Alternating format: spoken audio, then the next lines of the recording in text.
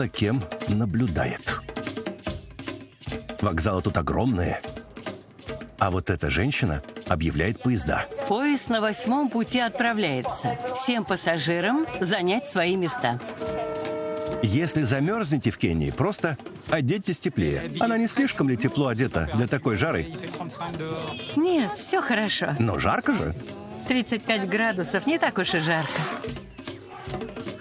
Поэтому, чтобы получить незабываемое впечатление и встретиться с Масаи, поезд будет кстати. Совместное производство Step by Step Production и France Television при участии Ушуайя ТВ. Под стук колес.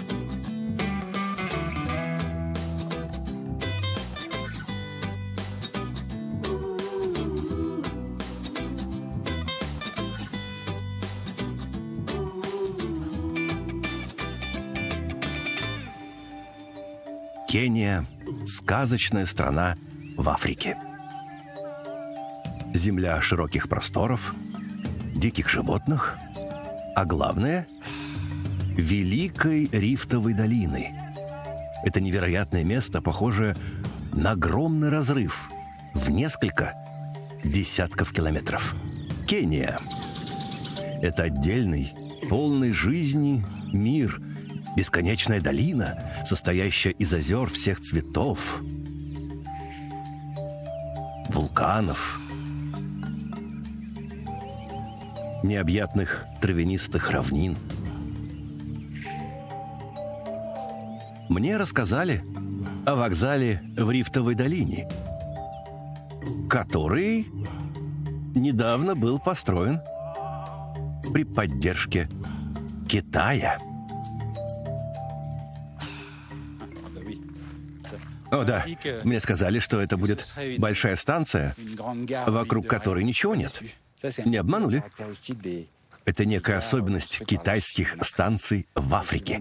Они огромные и стоят посреди пустоши. Мы находимся в наиболее глубокой части Рифтовой долины в саванне.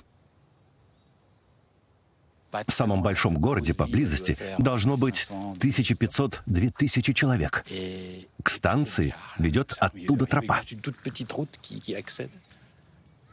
Поезд пускают, как правило, каждый день, но сейчас он ходит 3 раза в неделю.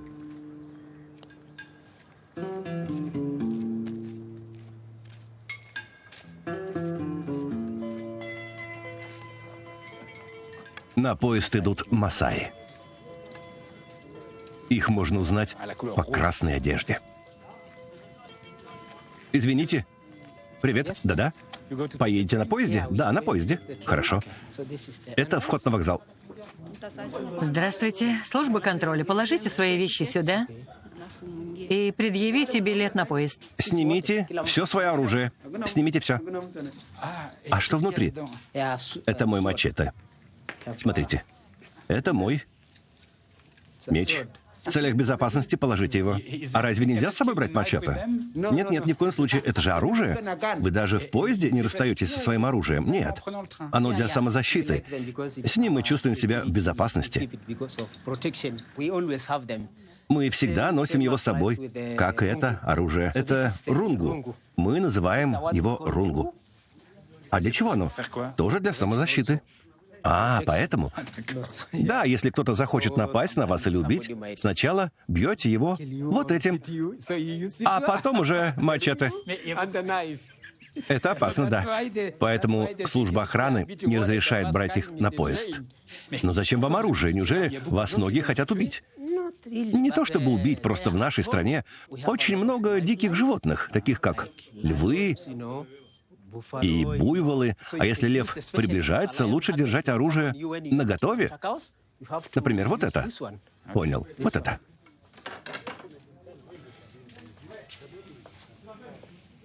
И хорошо помогает против львов? Да. Оно удобное, потому что если лев, леопард или гепард прыгнет на тебя во время прогулки по саванне, вы сможете легко снять его с пояса. Вот так. Замахнуться. И защитить себя. Ясно. Вот так. А ножи вы у них отберете или оставите? Да. Служба охраны берет их с собой в поезд, хранит в безопасности, а потом отдает владельцам после поездки. Понятно. Служба охраны ножей получается. Неплохо, неплохо. Да, все ради безопасности. Можем пройти? Да, конечно. Мы должны идти.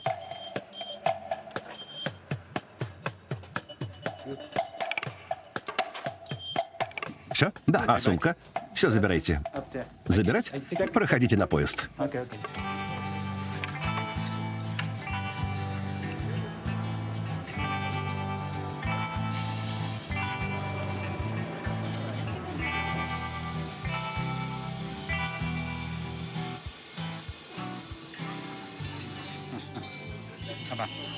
Все идет хорошо. Извините, могу присесть? Да, конечно, проходите и присаживайтесь. Меня поразила эта история с оружием. Да, здесь всегда так, это обычное дело. Мы, масаи, любим, чтобы наше оружие всегда было при нас. Всегда? Да, всегда. Часто ездите на поезде? О, да, всегда ездим на этом поезде, потому что это практично и дешево. Это именно. И удобно. Да, очень удобно. Правда? Да. Можно поинтересоваться, почему вы уезжаете? Куда сегодня едете? Ну, я еду забирать свои деньги.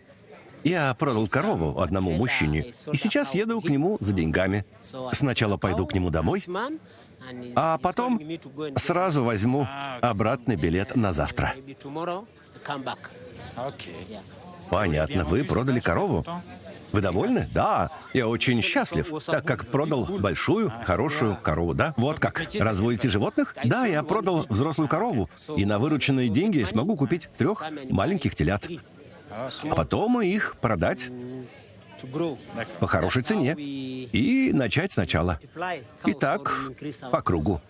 Масаи всегда носят такую одежду? Да, мы любим одеваться в красное. Поскольку здесь жарко, нам не нужно обматываться большим количеством ткани. Мы просто накидываем ее сверху на голое тело, чтобы воздух проходил, и нам было хорошо. Всегда? Нет.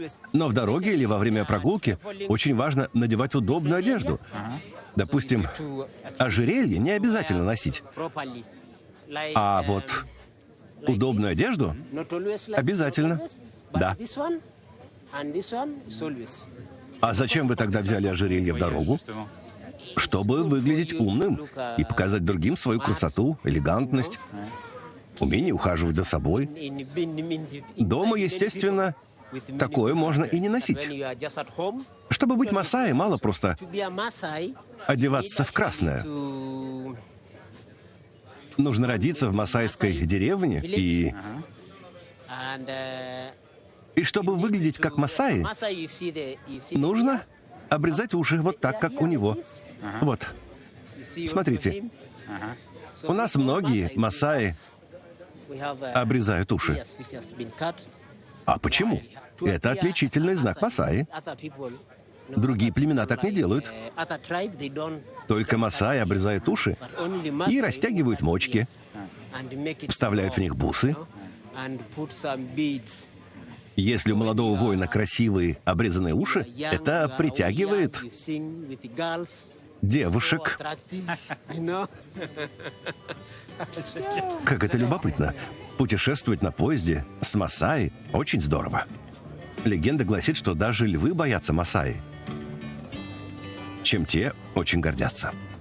Время с этими людьми проходит незаметно. Я перестаю вести счет километрам и немного разочаровываюсь, когда узнаю, что мы приехали. Вы ходите здесь? Да-да, это наша станция. Ну, рад был познакомиться. Надеюсь, вы заработаете много денег и однажды устроите распродажу буйволов. Спасибо вам. До свидания. Пока-пока. Пока-пока. Когда все сходят с поезда, масаи идут забирать свое имущество. Организовано все прекрасно. Мне посоветовали идти дальше. Туда, где я мог бы встретить масаи, которые все еще охотятся на львов. Сусва, Кения. Сусва Май Махиу. Встреча должна состояться затемно, посреди саванны. Нам остается только ждать их.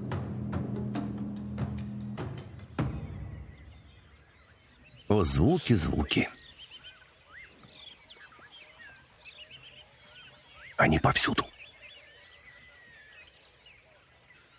Да, птицы шумят. Другие животные тоже. По утрам они сливаются в этакий хор. И никакие будильники просто не нужны. У вас нет будильников? Наши будильники — это птицы.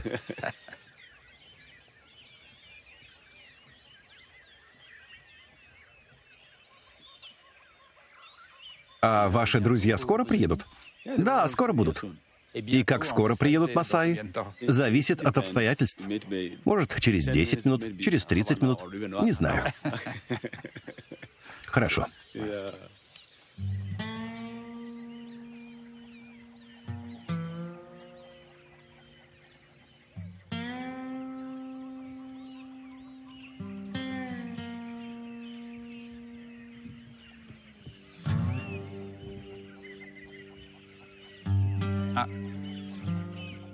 Вон то. Не они? Да, это они. Они уже ищут львов? Они не прекращали? Мы здесь! Привет, привет, привет. Привет, как вы? Видели львов? Здравствуйте. Хорошо. Да-да. Вчера вечером видели парочку. Правда? Да. Где? Мы были там и нашли крупного самца. Неподалеку, внизу. Так спокойно говорят, что в 100 метрах от нас лев. Посмотрим? Конечно. Ну что ж, поехали. И вот я выезжаю в 6 утра вместе с этой странной группой. Эти молодые масаи охотятся на львов, но без оружия. Их работа заключается в том, чтобы наблюдать за львами днем и ночью. 24 часа в сутки. Где же лев? Мы наблюдаем, ищем, не теряем бдительности. Лев может прятаться здесь, в этой саванне. Вы просто сидите здесь и высматриваете их, да? У вас хорошее зрение? Да, смотрите. О, нет, это не львы, это всего лишь антилопы. Ну, маленькие такие антилопы.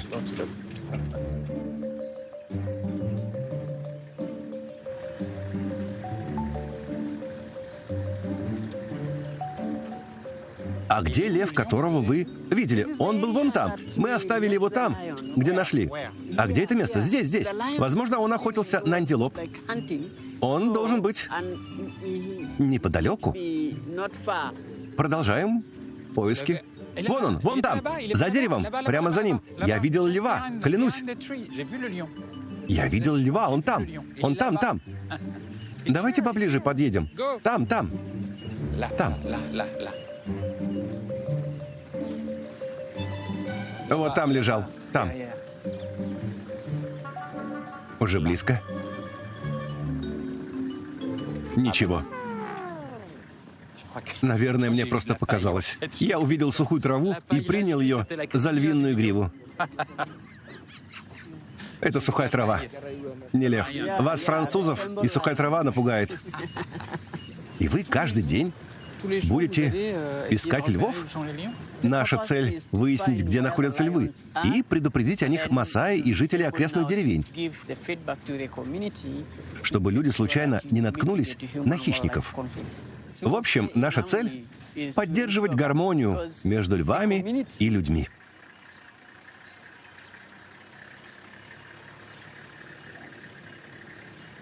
Я бы заблудился в этих кустах. Как вы дорогу находите? Там слон. Там слон? Да, слон вдали. Вижу слона, вижу. О, это безумие. Какая невероятная природа. А, вот он. Слон очень близко. Это может быть опасно, особенно для домашнего скота. Нужно предупредить скотоводов.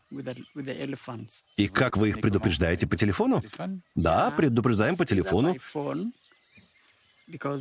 Потому что невозможно ездить туда-сюда, чтобы предупредить каждого о слоне или льве.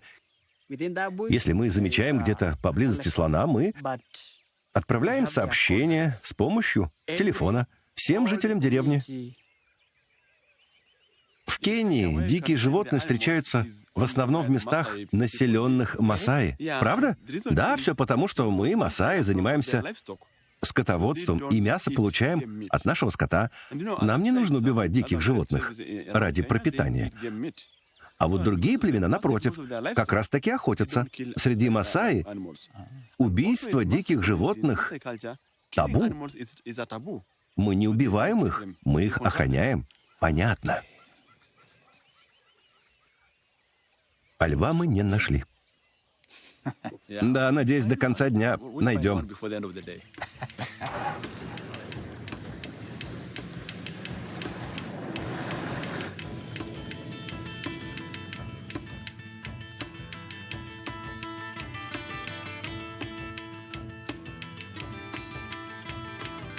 Мы едем по саванне в течение многих часов и не видим ни одного льва.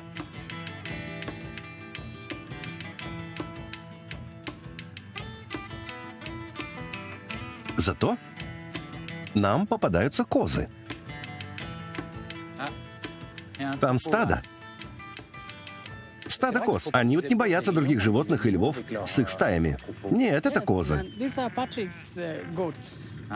Патрика, вы знакомы? Да, мы знакомы. Здравствуйте.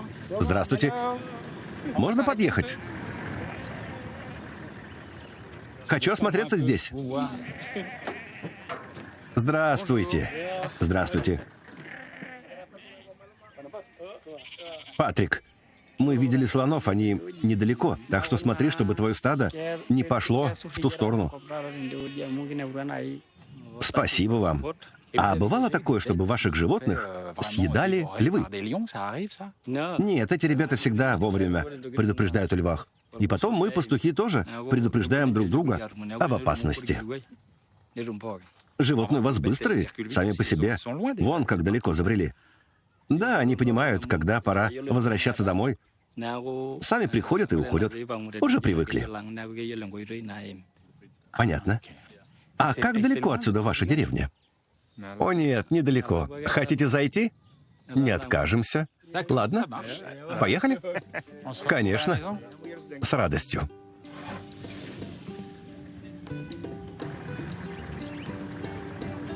Дом Патрика, его ферма, стоит прямо посреди саванны. Форма у нее довольно необычная. Она круглая. Мы встречаемся у входа, когда возвращаются козы.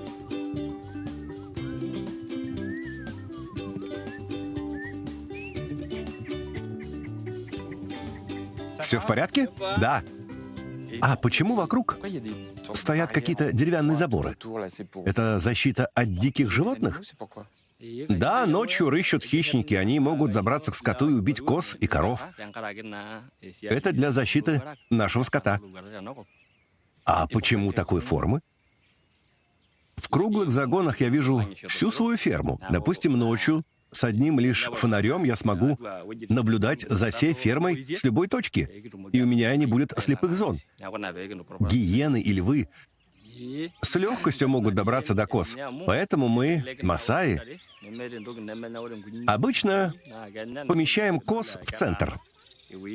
Так они защищены от львов и гиен. Так они лучше защищены. Зайду? Ну, конечно, за мной. После вас.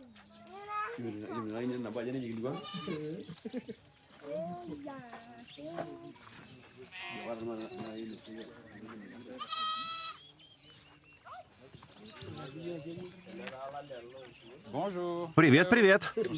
Пожмем друг другу руки. У меня есть родной брат. Первая жена, моя вторая жена, все мои дети. И еще отец. Все они спят в маленьких домиках. У каждой из моих жен есть на ферме свой дом. Домики разбросаны по всей ферме. А этот дом? Это дом первой жены? Да. А где живет вторая жена? Вон там. А почему так далеко? Масаи всегда держат свой скот в центре фермы, а дома располагаются вокруг. А я уж подумал, это чтобы они не подрались. Нет, женщины Масаи никогда не ссорятся из-за своего мужа. По нашим обычаям мы можем жениться на 1, 2, 10 или даже 20 женщинах одновременно. Для нас это в порядке вещей. Им не нужно ссориться. Они замечательно ладят.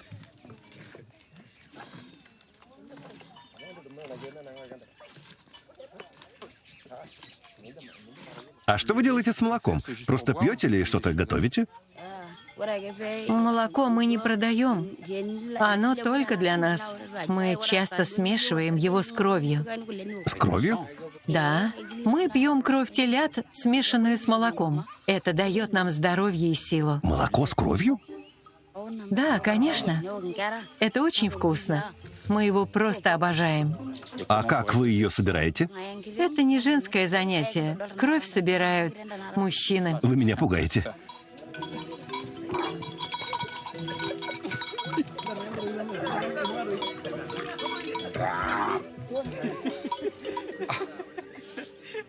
Что-то необычное.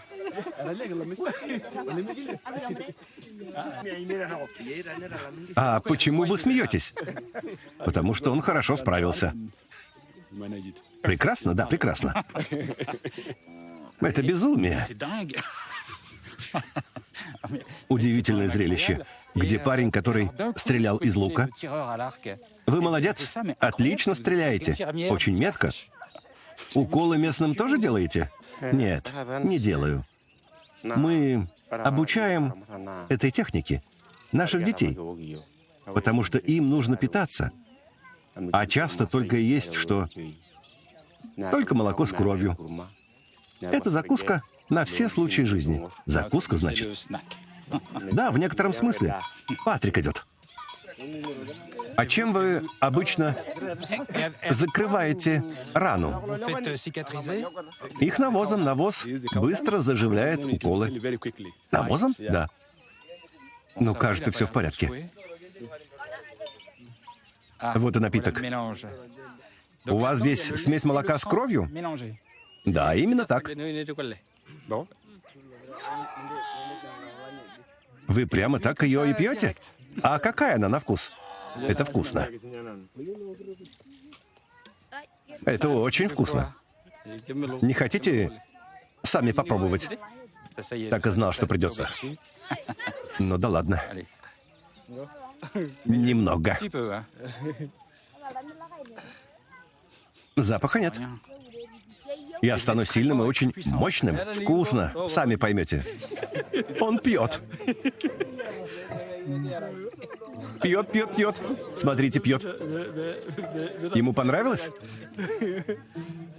Так нравится, что сейчас все выпьет.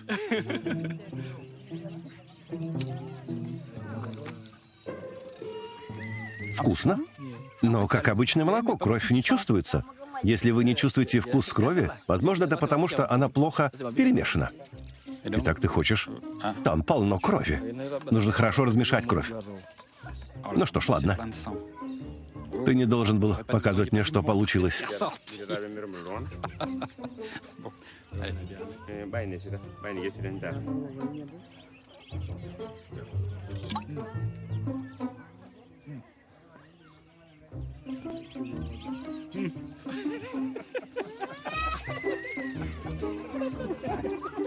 Нет, нет, не могу. Там какие-то комочки. Комочки. У меня руки в крови. А что это за комочки? Ну, кровь. Да, свернувшийся. Нет. Больше не могу. Нет, я больше не могу. А вы часто пьете кровяное молоко? Да, иногда это у нас как завтрак. Похоже, детям нравится, да. Но они пьют ее, когда кровь уже свертывается и образуются комочки. Это не проблема. Да, это не проблема. Детям нравится. Ну и приключения. Большое спасибо. Пожалуйста. Ну, мы не нашли льва, но ничего. Да, мы не нашли льва, но мы нашли нового Масаи. Какого? Вас, поскольку вы пили кровь, теперь вы Масаи. Но я же совсем чуть-чуть.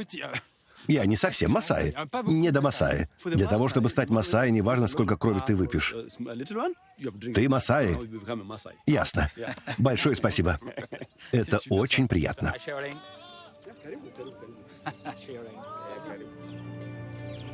Попасть в рифтовую долину — это как попасть на другую планету, в другой мир. Пейзажи, люди, мировоззрение, отношение к природе. Здесь все по-другому. Поездка по рифтовой долине — это всегда большое путешествие. Мне рассказали о небольшой железнодорожной линии, затерянной в невероятных пейзажах.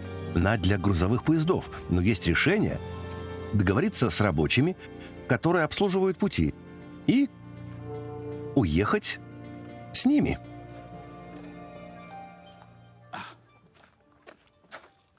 Вот рельсы. Обожаю это. Обожаю пути, затерянные где-то в саванне.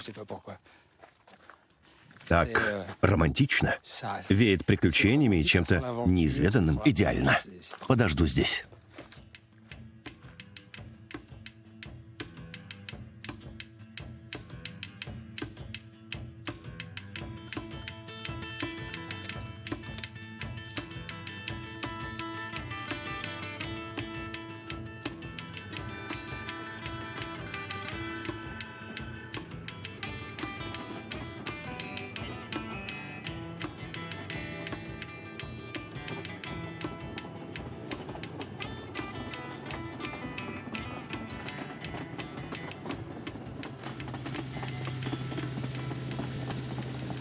Привет. Привет. Можно мне залезть? Да, конечно. Рад, что вы приехали. Добро пожаловать. Любите дикую природу? Да, Это прекрасно. да, обожаю природу. Чудесно. Видели каких-нибудь животных? К счастью, никаких. Я бы перепугался до смерти. Хорошо. Ну, путь свободен. Значит, можем ехать? Именно.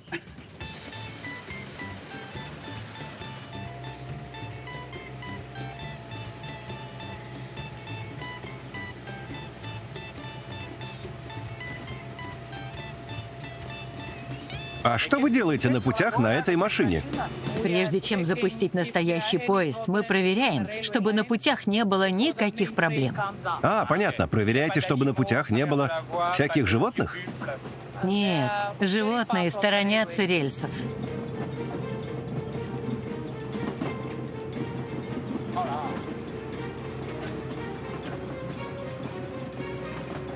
О боже, как же тут прекрасно. Да, это Великая Рифтовая долина. Невероятно. Потрясающе красиво. А мы можем остановиться? Да, Правда? да. Это потрясающе. Это часть озера Магади. Я спущусь? Конечно.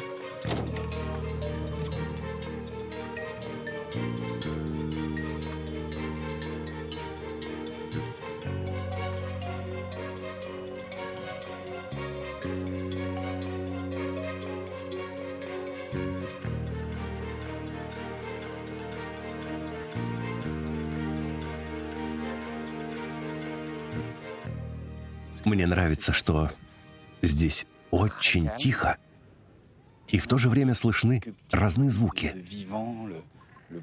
Козы. Иногда то тут, то там попадаются люди. Почему вода таких странных цветов? Тут и белый, и красный, и красно-коричневый. Почему так? Когда вода стекает с гор и вулканических склонов, она несет с собой минеральные соли из почвы. Вся эта вода собирается здесь и образует большое озеро. В нем много соли и карбоната натрия, который кристаллизуется и придает воде белый цвет.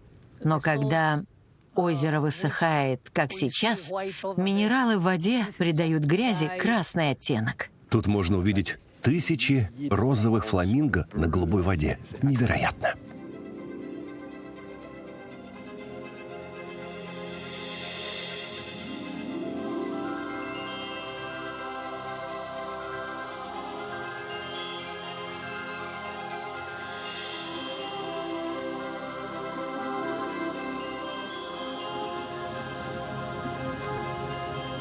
И это еще не все. Чем дальше мы едем, тем удивительнее пейзажи.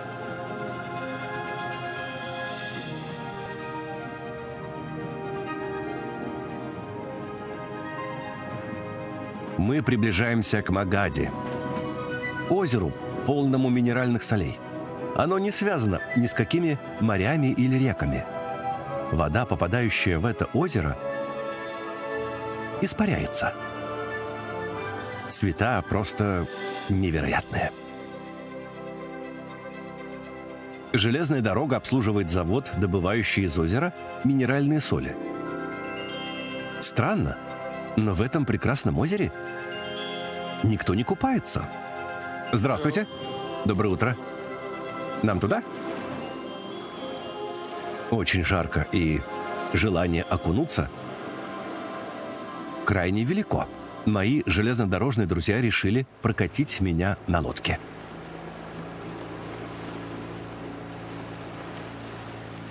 А как минералы влияют на воду?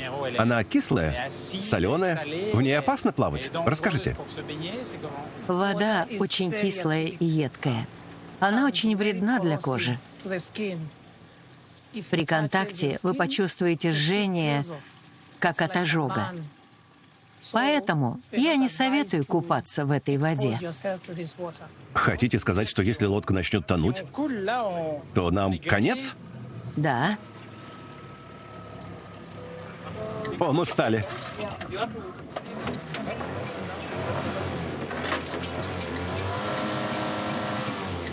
Что происходит?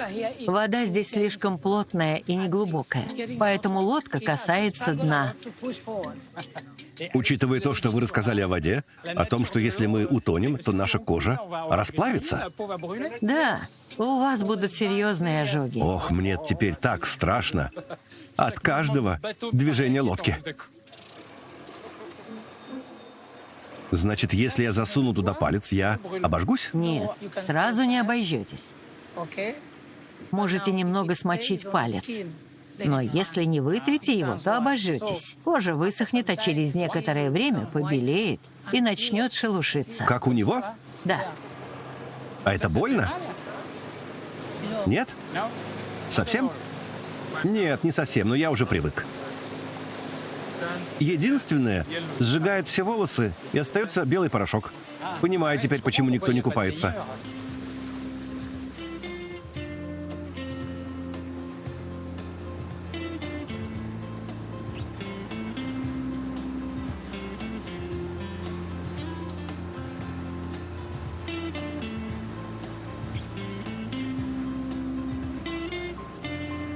Посмотрите вон туда, видите? Это установка, которая копает дно озера. Понятно. Так что именно установка извлекает со дна озера? Каково его химическое название? Карбонат натрия. А для чего он используется в повседневной жизни?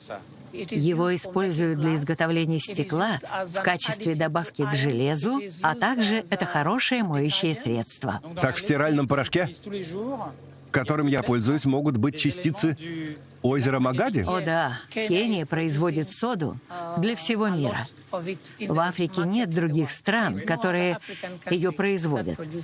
Поэтому Кения – одна из крупнейших стран по производству этого продукта. Хорошо, спасибо за экскурсию. Было очень интересно. Пожалуйста. Мне было очень приятно.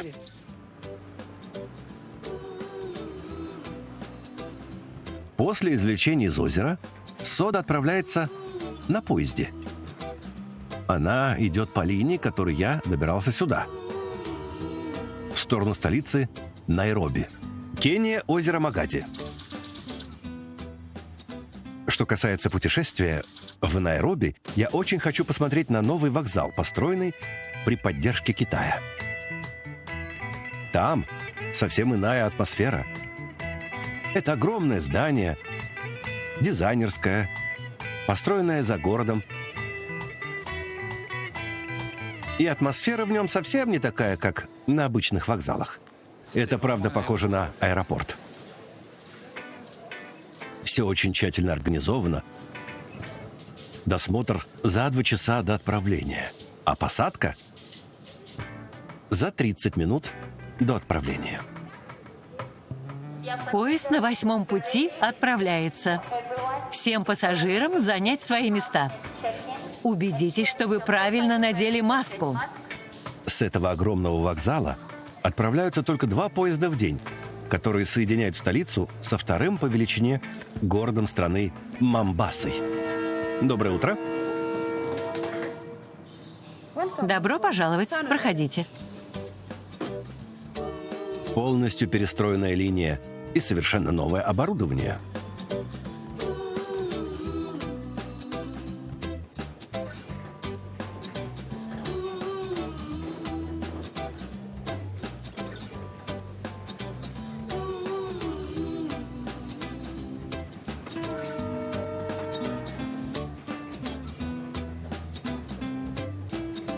О, малыш! Привет, привет. Как дела? Все нормально. Она не слишком ли тепло одета для такой жары? Нет, 35 градусов не так уж и жарко. Не жарко? Для нас нет. 35 градусов не так уж и жарко. Не для нас. А когда же тогда для вас жарко? Градусов 40-45. А чем вы ее кормите? Вот кашей. Кашей. А на каком языке говорят у вас в стране? В основном на суахили и на английском. Вы знаете, сколько всего языков в Кении? Нет, не знаю. 42. Сколько? Около 42, даже больше. На самом деле языков столько же, сколько племен. Поэтому, поскольку в стране 42 племени, существует 42 языка. Но на суахили говорят все. Итак, если 2 из разных племен хотят поговорить, на каком языке они говорят друг с другом? На английском или суахили? В Кении каждый знает как минимум 3 языка. Прежде всего, родной язык, суахили, наш национальный язык, и английский, официальный язык. А бывали ли смешанные браки между племенами? Часто такое случается? Да, такое происходит. Суахили — это язык, который нас объединяет, поэтому если я женюсь на женщине из другого племени, прежде чем она узнает мой язык, мы будем говорить на суахили. Но если заключать браки между племенами, то племена в итоге исчезнут? Нет, племена не исчезают. По традиции, когда женщина выходит замуж, она должна принять культуру и, следовательно, племя своего мужа. Женщина должна выучить язык своего мужа. В вашей культуре можно заводить несколько жен? Да, у моего отца 4 жены. Моя мать 2. Всего у него было 27 детей. Здесь полигамия абсолютно нормальна, она популярна. Также это признак власти и богатства. А что вы думаете о мужчинах, у которых несколько жен? О нет, это не про нас. Все зависит от женщины. Но мне это не нравится. Не по мне это.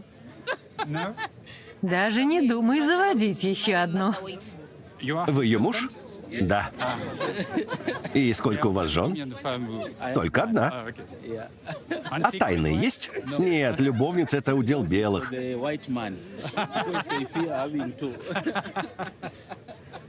А у вас сколько женщин? Только 1. У меня пока недостаточно денег, чтобы завести еще. Стану богаче. Посмотрим. Знаете, для африканцев нормально иметь 2 или 3 жен. Открыто. А у вас, людей Запада, 1 жена. Но вы часто втайне заводите 1 или нескольких любовниц. А что думают об этом кенийские женщины? Я думаю, что большинство кенийских женщин не любят полигамию. Считаю, что если мужчина хочет иметь больше одной жены, то женщина должна от него уйти. Я очень ревнивая. Ревнивая? Да. Но любовницы бывают только у людей с Запада, потому что у них есть деньги. Большое спасибо. Спасибо.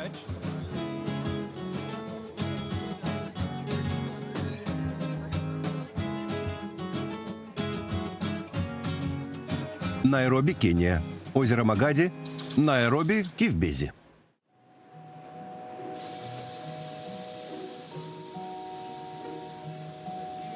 Я направляюсь в Кибвези.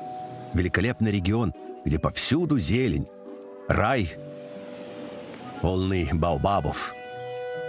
Очень осторожных хамелеонов и слонов. Мне сказали, что где-то здесь люди выращивают детенышей слонов посреди райской природы, полной зелени.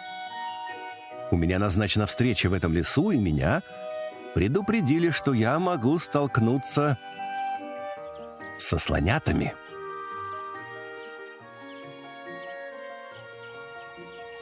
Так странно. Ты идешь по лесу, и в любой момент можешь столкнуться со слоном. Ох, их там много. Много. Не знаю, могу ли я подойти.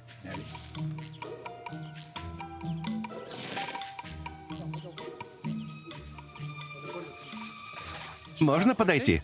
Подходите. Это безопасно? Да, все в порядке. Привет. С ума сойти, никогда не видел слонов так близко. А что он делает? Здоровается. Привет, что мне делать? Толкает. Он хочет играть. А, он играет. А как с ними играть? Ничего особенного, просто подойдите поближе и погладьте его. Они очень чувствительны, особенно в области головы. Им нравятся легкие поглаживания. Привет. Ох, как здорово. Привет, слон. Он очень большой и тоже хочет поиграть. Не уверен, что я смогу с ним совладать. Не волнуйтесь, он ничего не сделает. Они знают, что мы здесь, чтобы позаботиться о них. Они очень любопытны? Да, слоны очень любопытны и умны. Они знают нас. А вас нет, поэтому прощупывают вас своим хоботом. Он прощупывает меня хоботом. Да, он обнюхивает вас, чтобы узнать, кто вы. Слоны определяют, кто есть кто, просто по запаху. Щекотно. Должен признаться, когда слон дует в свой хобот, запах не из приятных. Мне нравится, что они все исследуют своим хоботом. Главное — знать меру. А сколько в среднем этим слонятам лет? Самому большому здесь 3,5 года, остальные вон там, того же возраста. А самому маленькому 1,5 года. 3,5 года уже такие большие. О, смотрите, как мило, они обнимают друг друга. Это очень мило. И, честно говоря, находиться среди такого количества слонов просто удивительно. Это увлекательно, восхитительно и немного пугающе одновременно. А почему все эти малыши здесь? Эти детеныши здесь, потому что они сироты. Их привозят из разных уголков страны, и причины тому самые разные. У одних мать убили браконьеры, которые торговали слоновой костью, другие были разлучены с семьей из-за людей или вооруженных конфликтов, а некоторые, потому что их мать умерла естественной смертью. Вот поэтому мы их спасаем.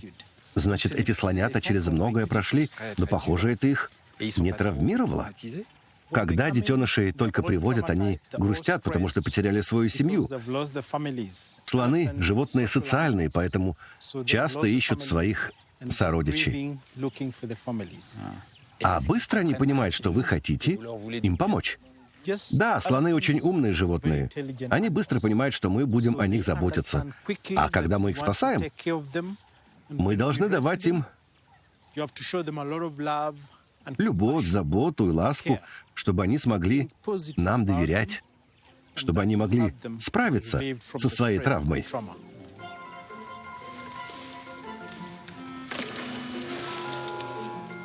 Из необычного в хоботе. Он очень похож на руку, и можно брать что-то. Он чрезвычайно подвижен. Потрясающий. Невероятно. Хорошо, малыш. Тебе нравится?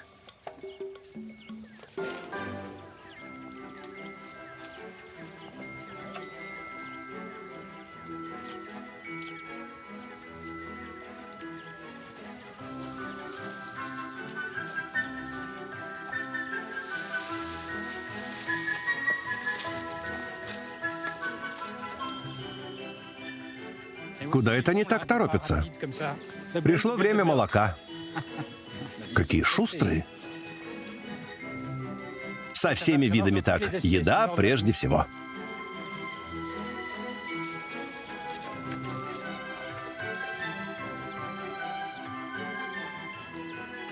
Какая бутылка у него? Миленькая. Ему нравится. Да, они любят молоко. Они бегут сюда?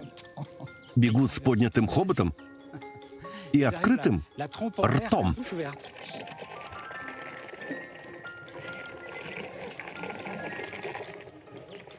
Так громко.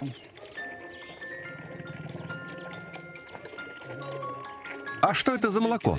Слоновье? Нет, это детская смесь. Он хочет еще. Да, но на сегодня с него хватит.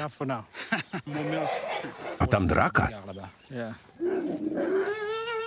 После бутылочки им хочется пить. И они знают, как пользоваться садовым шлангом. Забавно, удивительно. И поэтому из всех животных слоны мои любимые. Они такие особенные, очень умные, почти как мы. Теперь ему весело.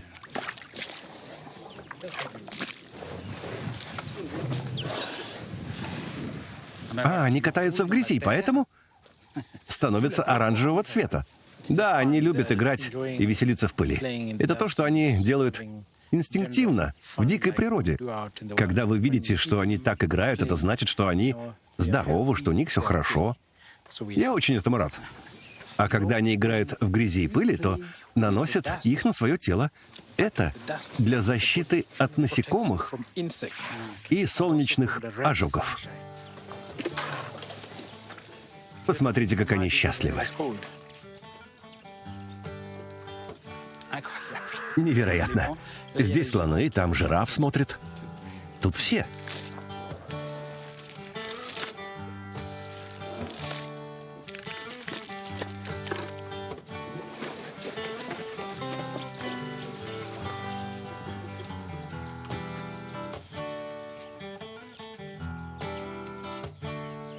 Я вижу, что слонов сопровождает несколько человек.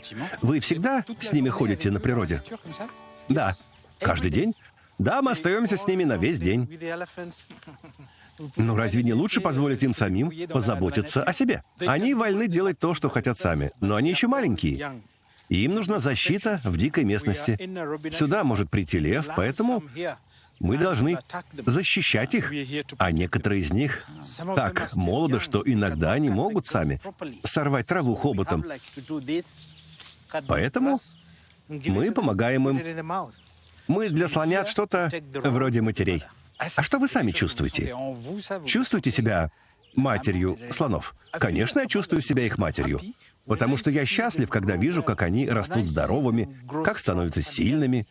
Когда я кормлю их, и они принимают еду, я счастлив. Я счастлив, потому что они принимают меня, когда я изображаю их мать.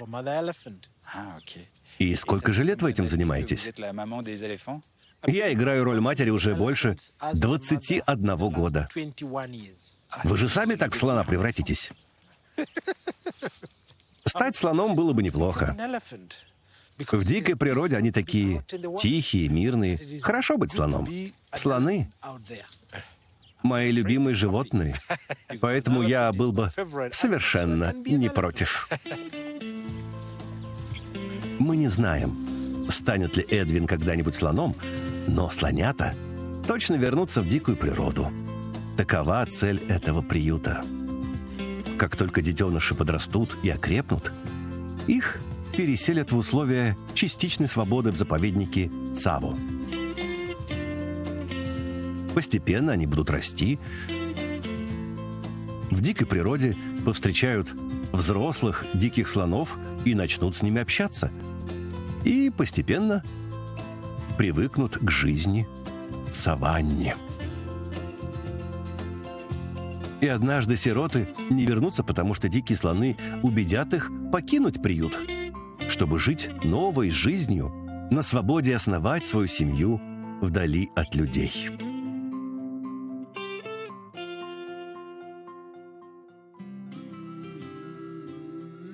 Поездка в Кению – это, безусловно, путешествие всей жизни. Райский уголок, полный потрясающей природы, животных и самых невероятных встреч. Кения – это путешествие вглубь человеческой души, в самое сердце традиций и разных образов жизни. И постичь их очень легко, ведь здесь любопытство и желание с кем-нибудь познакомиться, узнать что-нибудь новое совершенно естественны. Нежно, без принуждения. Эта страна вовлекает вас в свои теплые объятия.